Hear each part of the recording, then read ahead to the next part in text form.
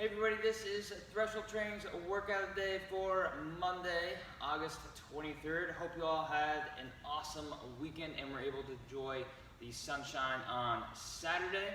We're looking forward to an exciting week as we enter the end of August, which is crazy.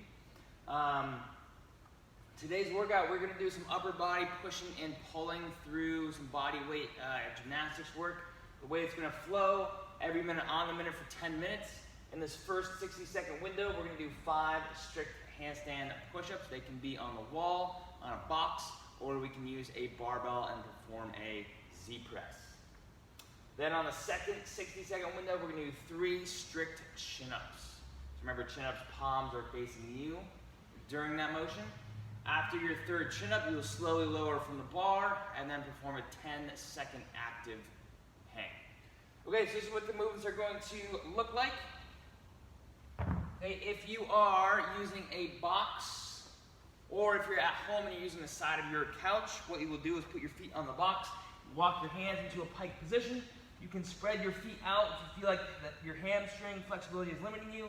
Then bring your head forward in front of your fingers a little bit, descend down into that push-up, creating a tripod with your hands and your head, and then press back through towards the box. If you are on the wall, okay, you will kick up to the wall. As you kick up to the wall, you'll be locked out, your elbows straight. Then bring your head and your torso and hips, so they're all moving as one unit.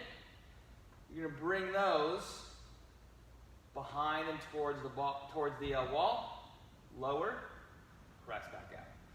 Right, so oftentimes we tend to just bring our head and our chest backwards and towards the wall, and what tends to happen is we lose connection with our hips. So, right, imagine you are out of a straight line here, and you are bringing all those body parts back to the wall with you, so you maintain a nice vertical position.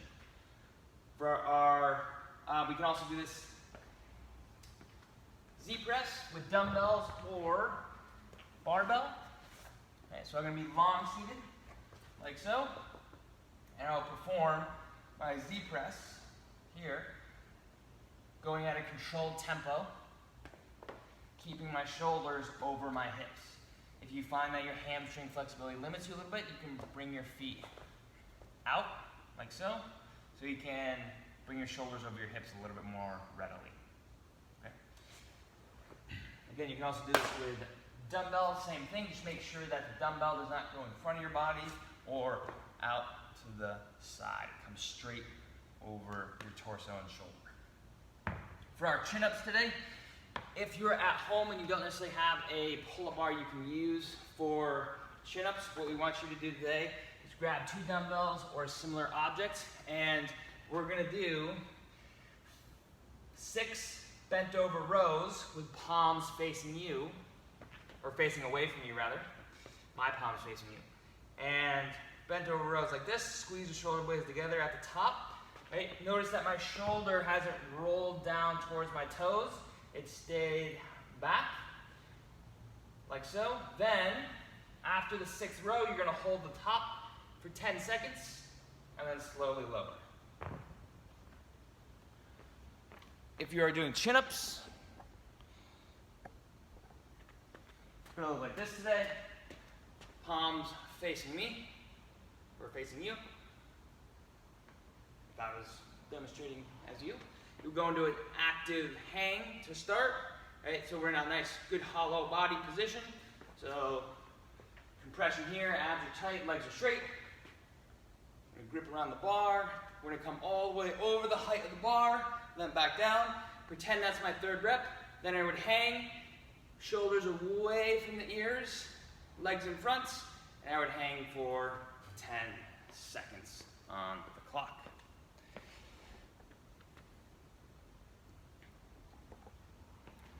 For chin-ups, what I can also do is I can add some band assist that'll help me kind of get up and over the height of the bar, or I can put a bar in the squat rack and I can do chin-ups that way. I can also use the rings as well as a feet assisted chin-up, or just neutral grip pull. From here, we are going to go to part B. Part B is 5 rounds for time at just above a conversational pace. So oftentimes we'll say go at this pace, but sometimes that doesn't translate super well by just saying, go at 65%, 70%. What does that look like? A couple of things. One, are you able to have a consistent time round per round?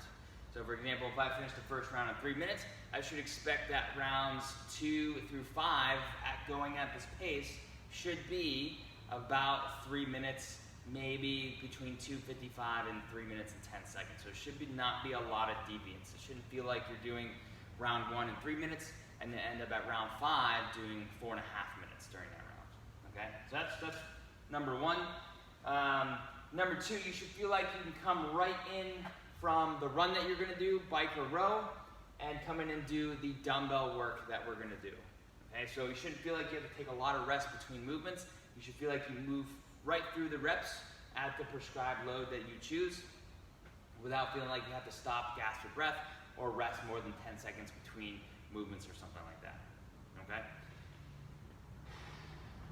So 5 rounds for time, 400-meter run, 500-meter row, or 1K bike. It might just depend on the weather tomorrow.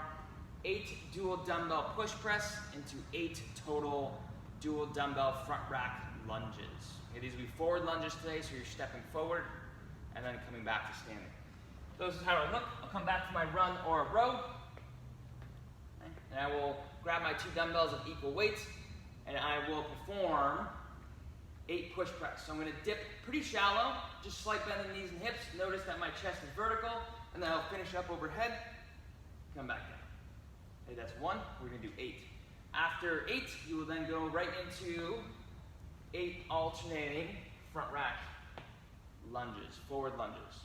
As we're lunging, we're going to take a big enough step out so that our front knee is over our ankle, and our back knee is underneath our hip. So it doesn't have to be so big that now our knee is behind our hip, okay, and that the front knee is behind our ankle. Conversely, it shouldn't feel like you're so shallow that the front knee is beyond the toe and the heel lifts, and the hip comes behind the back knee. Okay? So keep that in mind as you choose your loads for today.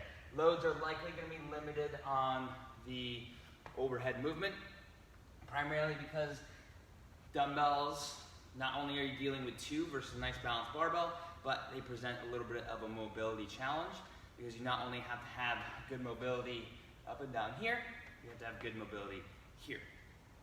So as you're pressing the dumbbells, make sure that we're pressing them right by our ears. We're maximizing our ability to get the dumbbell over our shoulder and torso versus finishing here out in front or out to the side like this. Okay, so we're looking for that nice stacked finished position. For the run or the row, this shouldn't feel like you are sprinting through the run, row, or bike. Should feel like you are moving at a sustainable pace. Again, just like we talked about with our just above conversational pace. Again, it should feel like you can answer a yes or no question.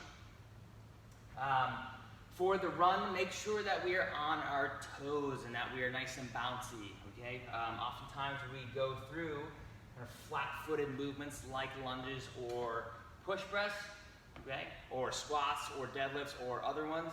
Okay, we tend to just be flat in our feet, and we're not picking those guys up very readily.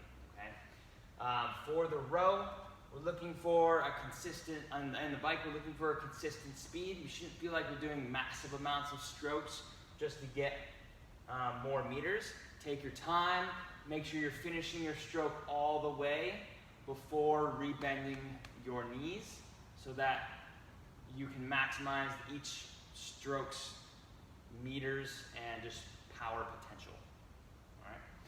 So that is today's workouts. Have a great Monday. Let's kick it off strong and let's enter this week with a little bit of fun.